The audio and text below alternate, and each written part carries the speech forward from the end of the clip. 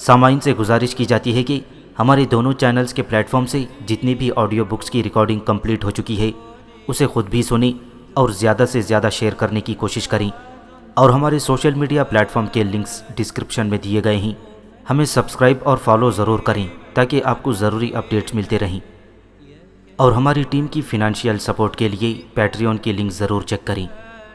جزاک اللہ۔ بسم اللہ الرحمن الرحیم۔ ابلیکا، صدیوں کے سکوت میں لپٹی ایک حسین داستان۔ مصنف اسلم راہی MA۔ ایپیسوڈ 79۔ جس وقت یوناف عزازیل کے ساتھ باتوں میں مصروف تھا اور اس کی بے دھیانی سے فائدہ اٹھاتے ہوئے عزازیل کے خونخوار ساتھی عزب نے لوہے کی بھاری اور وزنی زنجیر یوناف کو مار کر زمین پر گرا دیا تھا، اس وقت یوناف کو گرا دیکھ کر حسین ارسیہ کی حالت ویران کھنڈروں جیسی ہو کر رہ گئی تھی۔ یوناف کے یوں بے بسی کی حالت میں زمین پر گر جانے سے عزازیل، عارف، بیوسا اور نبیتا بے شمار خوشیوں کا شکار ہو گئی تھی۔ دوسری طرف عزب بھی اپنی اس کارگزاری پر خوش تھا۔ زنجیر مار کر یوناف کو گرانے کے بعد اس نے شور قیامت کی گونج جیسا اپنے فتح کا نعرہ بلند کیا تھا اور ایک طرح سے سرفرازی کا رقص کرتا ہوا آگے بڑھا۔ اس کا ارادہ تھا کہ دوسری بار یوناف کو زنجیر مار کر مکمل طور پر اسے اپنے سامنے بے بس و مجبور کر کے رکھ دے۔ جو ہی اپنی زنجیر فضا میں لہرا کر اس نے یوناف کی طرف پھینکی، یوناف فوراً ایک جست کے ساتھ اپنی جگہ پر اٹھ کھڑا ہوا اور اپنے اوپر گرنے والی زنجیر کا سر پکڑ کر اس نے اپنی طرف کھینچ لیا تھا۔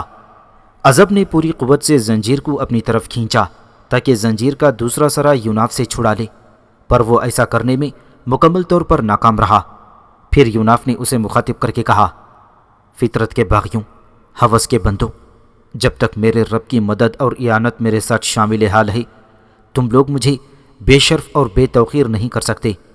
تم لوگ مجھے اپنی ہوس کے صحرا اور تحریک تلبیس کا شکار نہیں بنا سکتے۔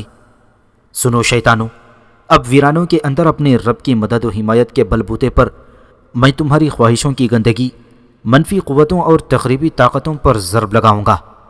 اگر تم سب لوگ بھی ایک ساتھ مجھ سے ٹکراؤ تو تمہاری اپنی بقا کی اس جنگ میں میں ضرور کامیاب رہوں گا۔ یوناف کہتے کہتے خاموش ہو گیا، کیونکہ عزب زنجیر پر اپنی پوری قوت صرف کرتے ہوئے یوناف کو اپنی طرف کھینچنے کی کوشش کرنے لگا تھا۔ دوسری طرف یوناف بھی اپنی قوت صرف کرتے ہوئے عزب کو اپنی طرف کھینچ لینے کی جدوجہد کر رہا تھا۔ عارف، بیوسا اور نبیتا اور عزازیل بڑی مسرت اور شوق کے ساتھ یہ منظر دیکھ رہی تھی۔ دوسری طرف ارسیہ کی حالت بھی ایسی ہی تھی۔ وہ یوناف کے پہلو میں کھڑی تھی اور رونما ہونے والے نتائج کی منتظر تھی۔ پھر یوناف نے فضاؤں کے اندر ایک ہیجانی کیفیت طاری کر دینے والی اپنی آواز میں اپنے رب کی تکبیر کہی، اور ایسی قوت اور زور کے ساتھ اس نے اللہ اکبر پکارا کہ اس کی آواز رقص برق و باران کی طرح اطراف و اکناف کی اشیاء سے ٹکرائی۔ اس کے ساتھ ہی زنجیر پر اپنی پوری قوت صرف کرتے ہوئے یوناف نے ایسا زوردار جھٹکا دیا کہ عزب کھینچ کر اس کی چھاتی کے ساتھ آ ٹکرایا۔ اسی لمحے یوناف نے اپنے ہاتھ میں پکڑی زنجیر چھوڑ دی اور مشینی انداز میں اس نے اپنے ہاتھوں اور پاؤں سے عزب کے چہرے، گردن اور پیٹھ پر ضربیں لگانی شروع کر دیں۔ یوناف کی پے در پے ضربیں پڑنے سے عزب بری طرح کرراہ اٹھا اور وہ دوہرا ہو کر زمین کی طرف جھک گیا۔ پھر یوناف نے قریب پڑی زنجیر اٹھائی اور جس طرح عزب نے لہرا کر اسے ماری تھی، ایسے ہی زنجیر لہرا کر اس نے عزب کو بھی دے ماری۔ عزب بری طرح ہوا میں اچھلا اور ایک قریبی چٹان کے پاس جا گرا۔ اس موقع پر یوناف نے عزازیل کو مخاطب کر کے کہا، اے اجالوں کا لہو کرنے والی، کیا یہی وہ عزب ہے جسے تو اپنے ساتھ لایا تھا تاکہ مجھے زنجیروں میں جکڑ کر بنی اسرائیل کے بادشاہ ساؤل کے سامنے پیش کر دی؟ دیکھ اپنے مقصد میں تو کیسا ناکام و نامراد رہا۔ اے عزازیل، تو کبھی خود مجھ سے کیوں نہیں ٹکراتا؟ پھر دیکھ میں تجھے مار مار کر تیری ہڈی پسلی چور چور کروں، تیری نخوتوں، تیرے عشرتوں کو تمام کر دوں، تیری زیست کے سفر کو قسمت کی زنجیروں میں جکڑ کر تیری حالت شہر بے ضمیر اور چشم حقارت جیسی بنا کر رکھ دوں۔ اے عزازیل، آگے بڑھ کر خود مجھ سے ٹکرا تاکہ میں تیری حالت احساس کے ویران کھنڈروں اور غلامانہ زنجیروں جیسی کروں۔ یوناف سے بری طرح پٹنے کے بعد عزب پیچھے ہٹ کر کھڑا ہو گیا تھا اور دوبارہ آگے بڑھ کر اس نے یوناف سے ٹکرانے کی کوشش نہ کی۔ یوناف ایک بار پھر عزازیل کو مخاطب کرتے ہوئے بولا، اے عزازیل، اب میری صرف یہی خواہش ہے کہ تو کبھی بذات خود مجھ سے ٹکرائے۔ اے بدذات و کمتر، تو دوسروں کو میرے مقابلے میں لا کر کیوں اطمینان حاصل کرنا چاہتا ہے؟ تو خود کبھی مجھ سے ٹکرا کر دیکھ کیسے میں تجھے فطرت کے بدترین گرداب میں پھانس کر تیرے گناہوں کے عکس کی قطع اور برید کرتا ہوں، اور کیسے تیرے دامن و گریبان چھلنی کر کے تجھے بے حسی کی سرد لاش میں تبدیل کرتا ہوں۔ عزازیل نے جل کر کہا، گندگی کے گماشتے، اتنا بڑھ چڑھ کر اور اپنی حدود سے نکل کر میرے ساتھ گفتگو نہ کر۔ جب میں مصر کے احرام کے اندر تجھ پر حملہ آور ہوا تھا تو مجھ سے خوفزدہ ہو کر تو نے لمحوں کے اندر حرم کعبہ میں جا کر پناہ لے لی تھی۔ یوناف نے اپنی آنکھوں سے حقارت اور برہمی برساتے ہوئے کہا، اے بدی کے موجد، احرام مصر کے اندر اگر تو اکیلا مجھ سے ٹکراتا تو میں تیری ساری حرص و ہوس کو بے سمت گونگے ساگر کی طرح بنا کر رکھ دیتا، پر اس وقت تیرے ساتھ تیرے سارے ساتھی بھی تھے۔ اگر تجھے کوئی شک ہو تو ابھی مجھ سے اکیلا ٹکرا کر دیکھ لی، تجھے احساس ہو جائے گا کہ تو میرے سامنے کیسا بے بس اور لاچار ہے۔ عزازیل نے یوناف کی ان باتوں کا کوئی جواب نہ دیا اور اپنی جگہ پر وہ درد کے نیلے رخساروں پر ٹہرے اشکوں کے موتیوں کی طرح کھوئے کھوئے سے انداز میں کھڑا رہا۔ اتنے میں یوناف نے ہاتھ میں پکڑی ہوئی زنجیر عزب کی طرف پھینک دی اور غراتی ہوئی آواز میں بولا، اب تم لوگ دفع ہو جاؤ یہاں سے، جب تک میرا رب میرے ساتھ ہے میں تم لوگوں کو کوئی موقع فراہم نہ کروں گا کہ تم مجھے زنجیروں میں جکڑ کر بنی اسرائیل کے بادشاہ ساؤل کے سامنے پیش کر سکو۔ عزازیل کے ساتھیوں میں سے کسی نے کوئی جواب نہ دیا اور پھر وہ عزازیل کا اشارہ پا کر وہاں سے چلے گئے۔ عزازیل اور اس کے ساتھیوں کے وہاں سے جانے کے بعد یوناف نے ایک بار غور اور محبت سے ارسیہ کی طرف دیکھا، پھر اسے مخاطب کر کے پوچھا، ارسیہ، ارسیہ، عزازیل اور اس کے ساتھیوں کے ساتھ میرا یہ ٹکراؤ کیسا رہا؟ یوناف کے اس استفسار پر حسین ارسیہ کے چہرے پر چمیلی کے دودیا پھولوں اور سنہری دمل کے لمحات جیسی خوشکن کیفیت طاری ہو گئی تھی۔ اس کی آنکھوں میں برق کی سی تب و تاب تھی اور اس کے مہکتے رخساروں میں نہ ختم ہونے والی کشش اور جذب کا ایک سلسلہ تھا۔ پھر اس نے یوناف کا کھردرا اور سخت ہاتھ اپنے گداز و نرم اور ریشمی اور حریری ہاتھ میں لے لیا اور یوناف کی طرف دیکھتے ہوئے اس نے زمزمہ انگیز آواز میں کہا، آپ نے ان سنسان وادیوں کے اندر عزب کی جو حالت کی ہے اس سے مجھے خوشی اور سکون ضرور ملا ہے، لیکن جو بے عزتی آپ نے عزازیل کی ہے اس سے مجھے بے حد خوشی اور اطمینان ہوا ہے، اس لیے کہ پہلے میں عزازیل کو ایک بہت بڑی قوت خیال کرتی تھی اور اس سے ڈرتی تھی اور مجھ میں اس کا سامنا کرنے کی ہمت نہ تھی۔ یوناف تھوڑی دیر تک ارسیہ کی طرف دیکھتا رہا، پھر چاہتوں بھری آواز میں اس نے ارسیہ سے پوچھا، اب عزازیل سے متعلق تمہارا کیا خیال ہے؟ ارسیہ مسکرائی اور بولی، آپ کے ساتھ شادی کرنے سے پہلے میں عزازیل کو اپنی قسمت کا مالک سمجھتی تھی، لیکن آپ کے ساتھ شادی کرنے کے بعد اور آپ کے ساتھ رہتے ہوئے مجھ پر یہ راز کھلا ہے کہ عزازیل تو کچھ بھی نہیں ہے، اصل قوت تو خداوند ہے جو قسمتیں بناتا ہے اور بگاڑتا ہے، جو زندگی اور موت عطا کرنے والا ہے، جو ساری کائنات کا خالق و مالک، مدبر و منتظم اور حکیم و حاکم ہے، جس نے نظام کائنات کو صرف بنایا ہی نہیں، ہر آن اسے چلا رہا ہے، اس کا ہر حکم ہر وقت یہاں چل رہا ہے، جو ہر عیب اور نقص اور کمزوری اور غلطی سے ماورا ہے، جو ہر تشبیہ و تجسیم، ہر نظیر و مثیل سے مبرہ ہے، ہر ساتھی اور سانجھی سے بے نیاز ہے، جس کی ذات، صفات، اختیارات اور استحقاق اور معبودیت میں کوئی اس کا شریک نہیں۔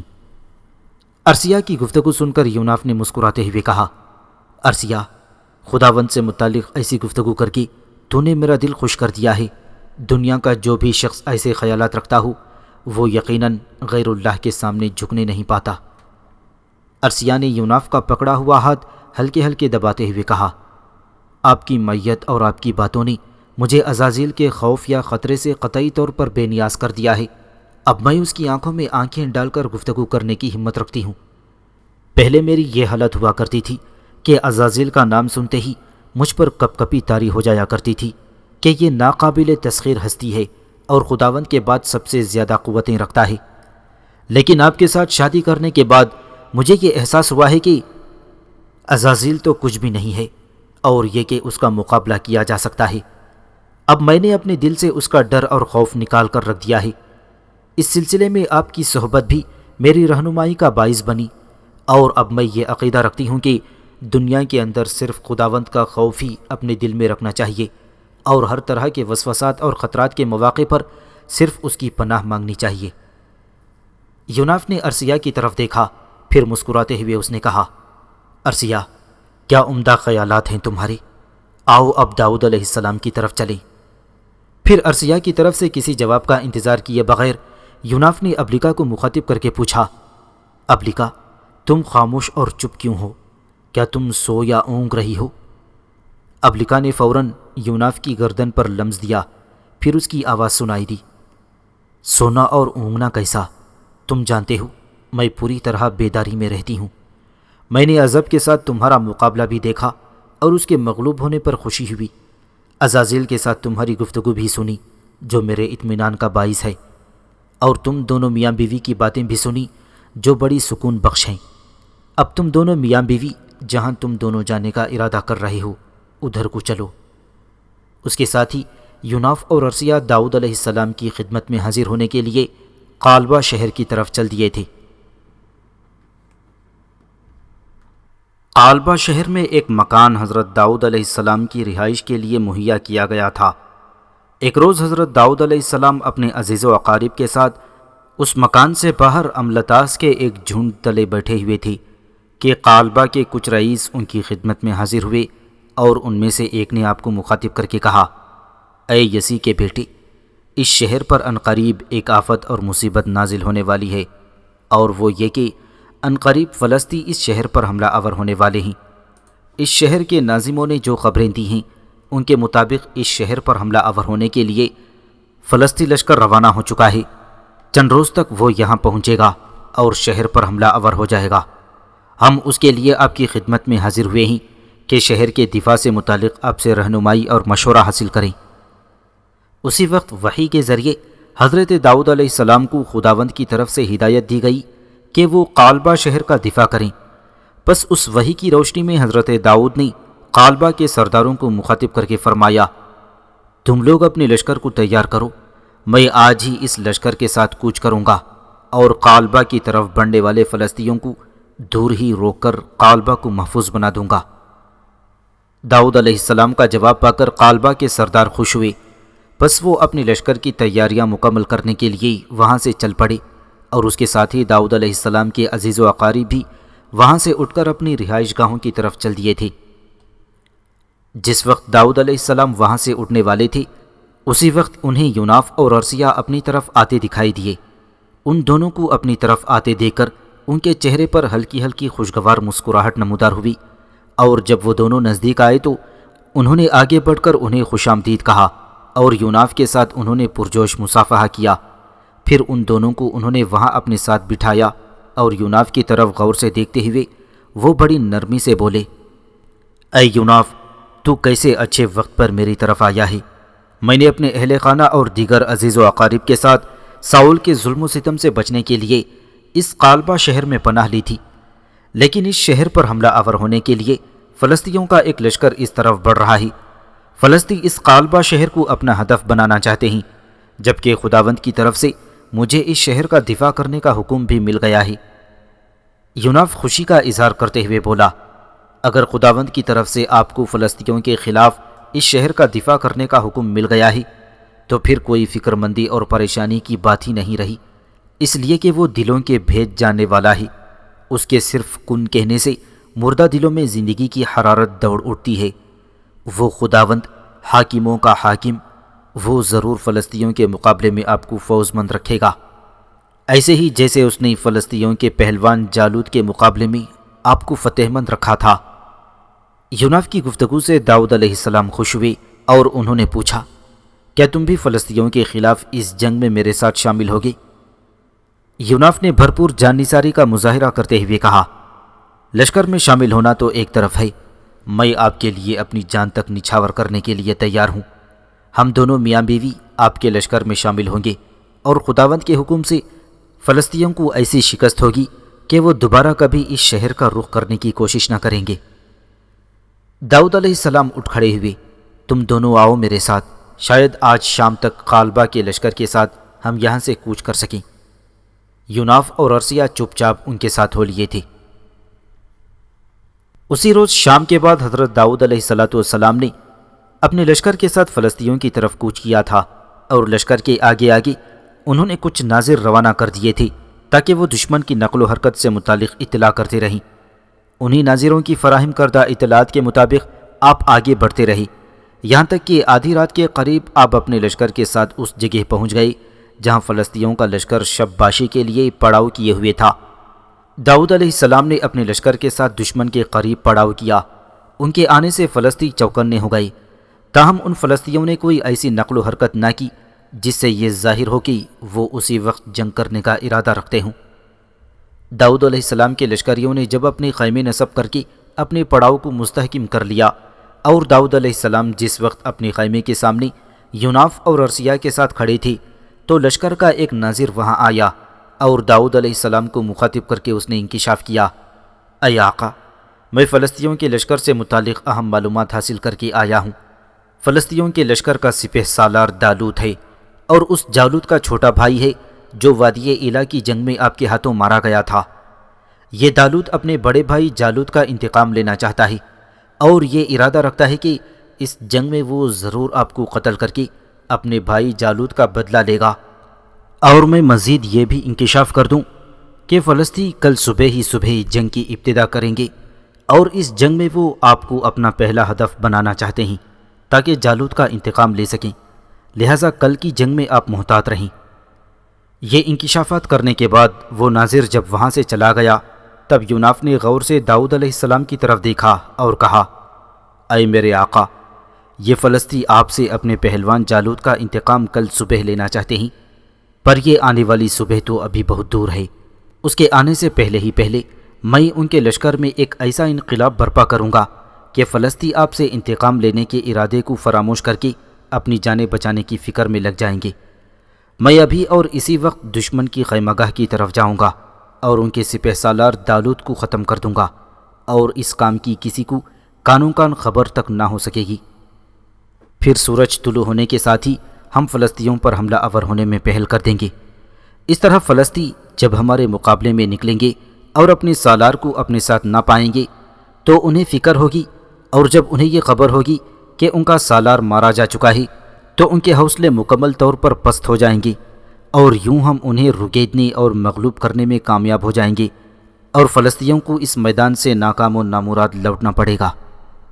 یوناف کی اس گفتگو کو داؤد علیہ السلام نے پسند کیا تھا، اور پھر تحسین آمیز نگاہوں میں اس کی طرف دیکھتے ہوئے کہنے لگے، تمہاری سوچ بہت عمدہ ہے، جو تم کہہ رہے ہو اگر اسے تم عملی جامہ پہنانے میں کامیاب ہو گئی تو پھر یقیناً اس میدان میں ہم غالب رہیں گے اور فلسطینیوں کو ناکامی کا منہ دیکھنا پڑے گا۔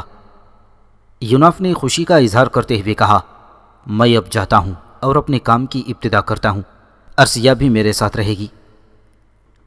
حضرت داؤد نے جب اسبات میں سر ہلایا تو یوناف اور ارسیہ وہاں سے ہٹ گئے۔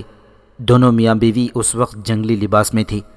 ارسیہ اپنے جنگلی لباس میں پرکشش لگ رہی تھی۔ داؤد علیہ السلام سے ذرا فاصلے پر جانے کے بعد یوناف نے سرگوشی کے انداز میں پکارا، ابلیکا، تم کہاں ہو؟ ابلیکا نے فوراً یوناف کی گردن پر لمس دیا، اور پھر سروں کی طرح دلکش اور روحوں کو تسکین پہنچانے والی اس کی آواز یوناف کی سماعت سے ٹکرائی، یوناف، میں یہی ہوں۔ میں داؤد علیہ السلام کے ساتھ تمہاری ساری گفتگو سن چکی ہوں۔ یوناف پھر کہنے لگا، ابلیکا، میں اور ارسیہ جس مہم پر نکلے ہیں کیا تم اس سے اتفاق کرتی ہو؟ ابلیکا نے کہا، ہاں کرتی ہوں، میں بھی اس مہم میں تم دونوں کے ساتھ ہوں گی۔ ابلیکا کی طرف سے اطمینان بخش جواب پانے کے بعد یوناف نے غور سے اپنے پہلو میں کھڑی ارسیہ کی طرف دیکھا اور کہا، ارسیہ، آؤ اپنی مہم کی طرف کوچ کریں، اور ہاں، شاید میرے ساتھ اس نوع کی یہ تمہاری پہلی مہم ہوگی، لہٰذا تم اس سے متعلق فکر مند نہ ہونا۔ ارسیہ نے بڑی جرأت مندی کا مظاہرہ کرتے ہوئے کہا، جب تک آپ میرے ساتھ ہیں مجھے فکر مند ہونے کی کیا ضرورت ہے؟ پھر ان دونوں نے ایک دوسرے کے ہاتھ تھام لیے اور اپنی سری قوتوں کو حرکت میں لا کر وہ دونوں میاں بیوی وہاں سے روپوش ہو گئے۔ چند ہی ساعت بعد وہ دونوں فلسطینیوں کے سپہ سالار دالوت کے خیمے میں نمودار ہوئے۔ دالوت اپنے خیمے میں گہری نیند سو رہا تھا اور اس کا یہ خیمہ اس کے لشکر کے وسط میں تھا۔ یوناف کے اشارے پر ارسیہ اپنی تلوار سونت کر خیمے کے دروازے پر کھڑی ہو گئی، جبکہ یوناف اپنی تلوار بے نیام کرتا ہوا آگے بڑھا اور پھر اپنی تلوار کی نوک دالوت کے بازو پر چبھوتے ہوئے اسے جگایا۔ دالوت فوراً ہڑبڑا کر اٹھ بیٹھا اور بدحواسی میں اس نے پوچھا، تم کون ہو؟ کیوں اور کیسے تم میرے خیمے میں داخل ہو گئے ہو؟ اور اگر تم ایسا کر ہی چکے ہو تو سنو، اب اس خیمے سے بچ کر نہ جا سکو گی۔ اس کے ساتھ ہی دالوت انتہائی غضب کی خونخواری میں خیمے کے دروازے پر کھڑی ارسیہ کی طرف دیکھنے لگا تھا۔ یوناف پھر بولا، اے دالوت، تو متعجب نہ ہو، یہ تیرے خیمے کے دروازے پر کھڑا تیرا کوئی محافظ نہیں بلکہ میرا ایک ساتھی ہے، اور میں تجھے یہ خبر دوں کہ اس خیمے میں تیری یہ آخری رات ہے۔ دالوت خونخواری اور درندگی کا مظاہرہ کرتا ہوا اٹھ کھڑا ہوا تھا اور غراتے ہوئے انداز میں بولا، اے اجنبی، میں نہیں جانتا کہ تو کون ہے، پر یہ ضرور کہوں گا کہ تو بکتا ہے جو مجھے ایسی دھمکی دیتا ہے۔ کیا یہ بات تیری سمجھ میں نہیں آتی کہ تو اس وقت میرے خیمے میں ہے؟ میرا یہ خیمہ میرے لشکر میں وسطی حصے میں ہے، اور میری ایک پکار پر میرے محافظ خیمے میں داخل ہو کر تیرے جسم کو لخت لخت کر کے رکھ دیں گے، اور یوں خیمے میں تیرا سارا ذوق جنگ آوری تیرے اعصابی ضعف میں بدل کر رہ جائے گی، قبل اس کے کہ میں کسی کو آواز دے کر پکاروں اور تیری ان اندھی سرگرمیوں کو خستگی اور بیچارگی میں بدل کر رکھ دوں۔ تو فوراً یہاں سے دفع ہو جا۔ دالوت کی اس گفتگو پر یوناف کے تپے ہوئے چہرے پر طلسمی سنسانیاں رقص کرنے لگی تھیں۔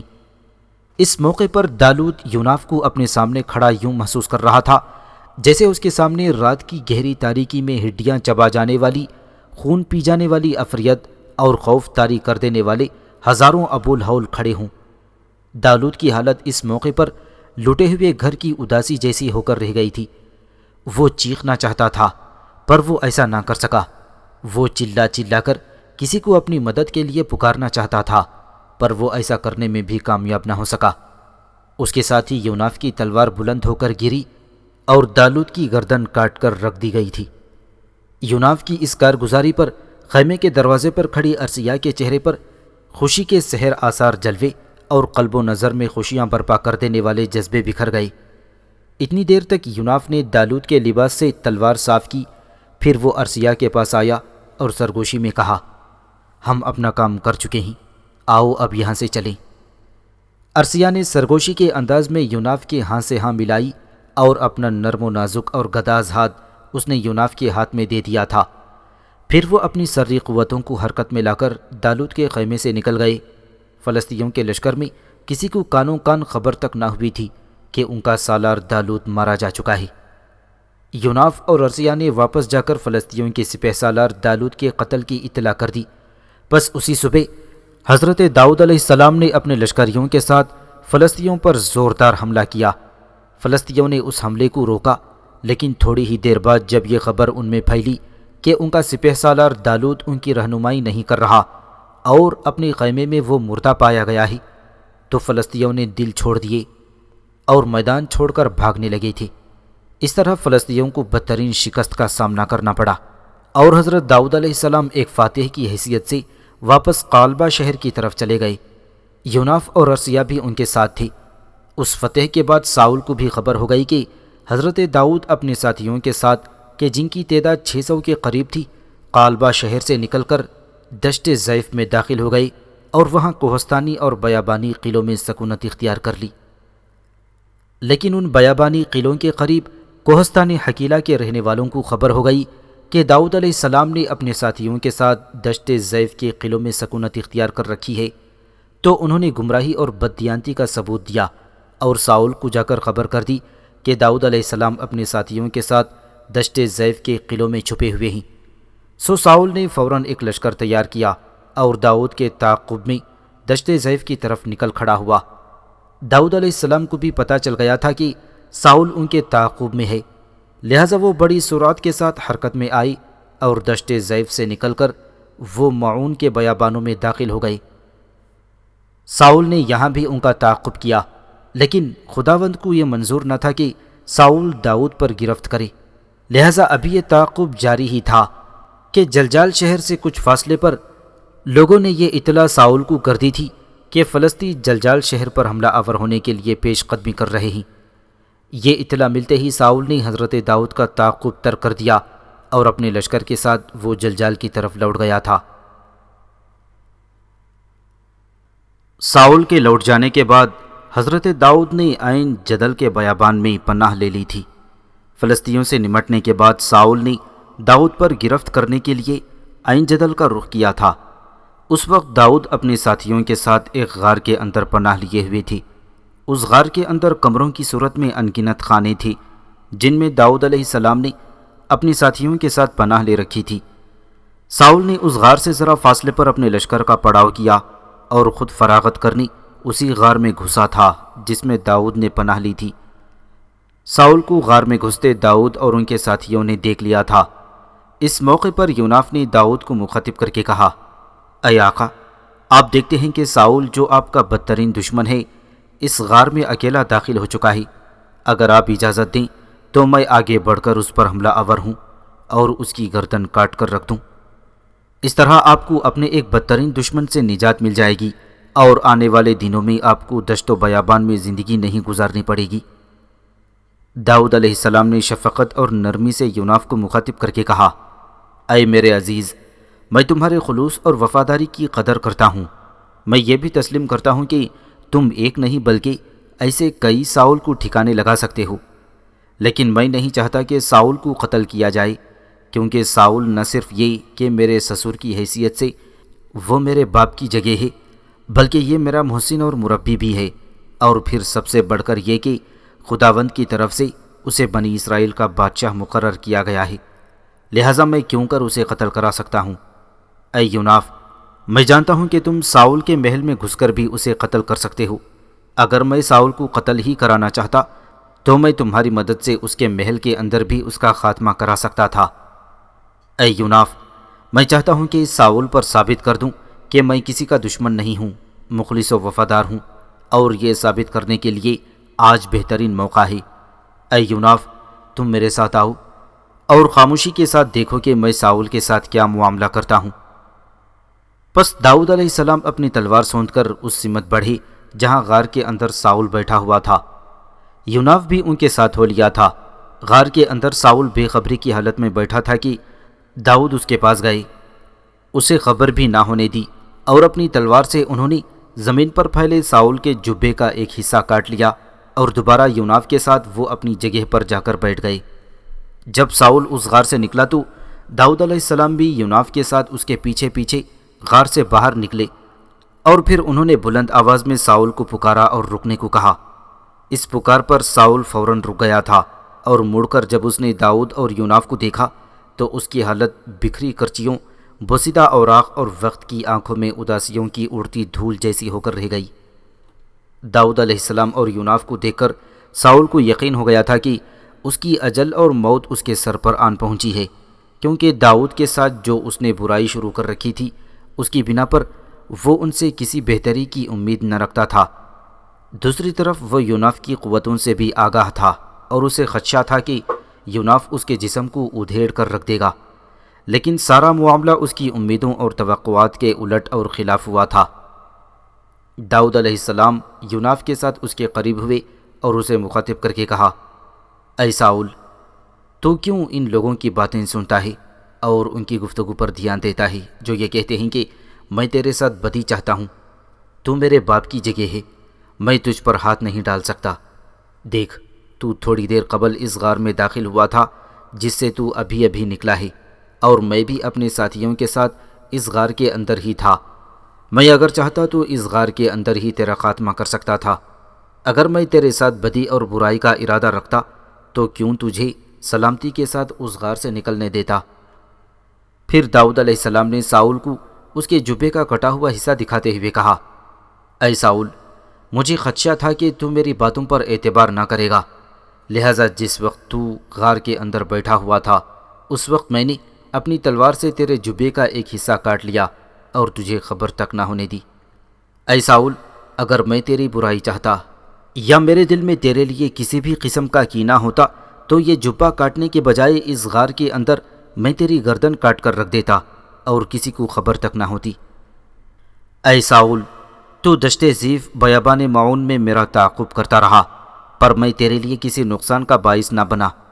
اے ساؤل، میں نے تو یہاں تک نیکی کی تھی کہ دشت زیف اور معون کے بیابانوں کے اندر چرواہوں اور ان کے ریوڑوں تک کی حفاظت کی اور گزر بسر کرنے کے لیے ان میں سے کسی پر ہاتھ نہ ڈالا، حالانکہ میں ایسا کر سکتا تھا۔ اے ساؤل، جو حقیقت تھی وہ میں نے تیرے سامنے ظاہر کر دی ہے، اب تو جو چاہے میرے ساتھ سلوک کر، میں تیرے سامنے بولوں گا بھی نہیں، نہ تجھ سے بدی کروں گا اور نہ ہی تیرے خلاف ہتھیار اٹھاؤں گا۔ ساؤل نے جب داؤد علیہ السلام کی یہ باتیں سنی تو وہ شدت جذبات سے رو پڑا، پھر اس نے کہا، اے داؤد میرے بیٹے، کیا یہ تیری آرزو ہے جو میری سماعت سے ٹکرائی؟ میں کیسا بدقسمت انسان ہوں جو تیرے ساتھ دشمنی اور اناد رکھتا تھا، جبکہ تو میرے لیے خلوص اور فداکاری کرتا پھرتا تھا۔ اے داؤد، تو مجھ سے زیادہ صادق ہے، کیونکہ تو نے میرے ساتھ بھلائی کی ہے جبکہ میں تیرے ساتھ برائی کرتا رہا ہوں، اور آج کے دن جبکہ غار میں خداوند کریم نے مکمل طور پر مجھے تیری دسترس میں دے دیا ہے، تو نے اپنے خلوص کا اظہار کیا اور مجھے قتل نہ کیا۔ اے داؤد، تو نے نیکی کی اور اس نیکی کا اجر تجھے ضرور ملے گا۔ اور سن، میں نے تیرے ساتھ ایک اور برائی بھی کی تھی کہ میں نے تیری بیوی اور اپنی بیٹی میکل کی شادی اپنے ایک دوست کے بیٹے کے ساتھ کر دی ہے۔ ذرا رک کر ساؤل پھر بولا، اے داؤد، بھلا کیا کوئی اپنے دشمن کو اپنی مکمل گرفت میں پانے کے باوجود سلامتی کے ساتھ نکل جانے کی اجازت دیتا ہے؟ پر تو نے ایسا کر دکھایا۔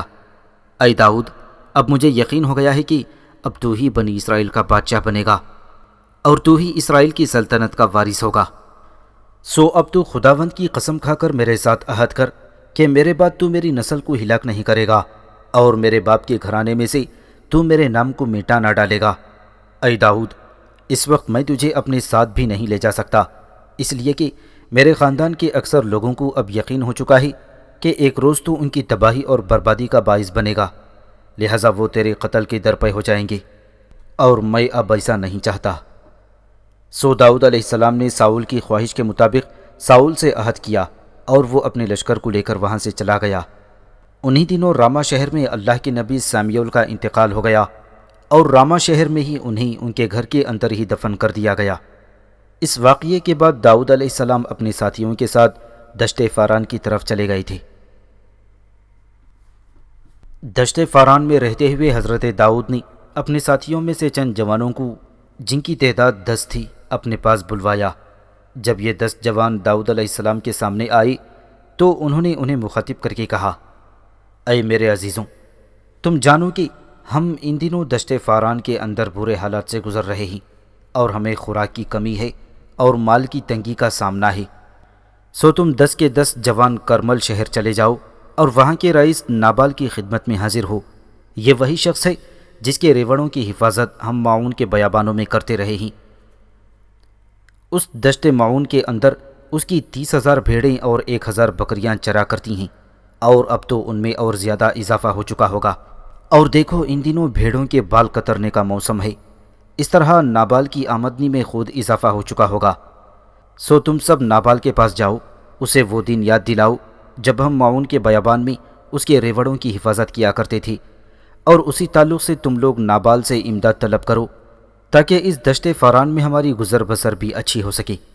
سو اب تم نابال کی طرف روانہ ہو جاؤ اور میرے نام کا ذکر کر کے اس سے امداد طلب کرنا۔ داؤد علیہ السلام کا یہ حکم پا کر وہ 10 جوان دشت فاران سے کرمل شہر کی طرف روانہ ہوئے، اور جب وہ وہاں کے رئیس نابال کی حویلی میں داخل ہوئے تو انہوں نے دیکھا وہاں نابال کی بھیڑوں کی اون کتری جا رہی ہے۔ بہت سے کارکن اس کام میں لگے ہوئے تھے اور نابال خود ان کے کام کی نگرانی کر رہا تھا۔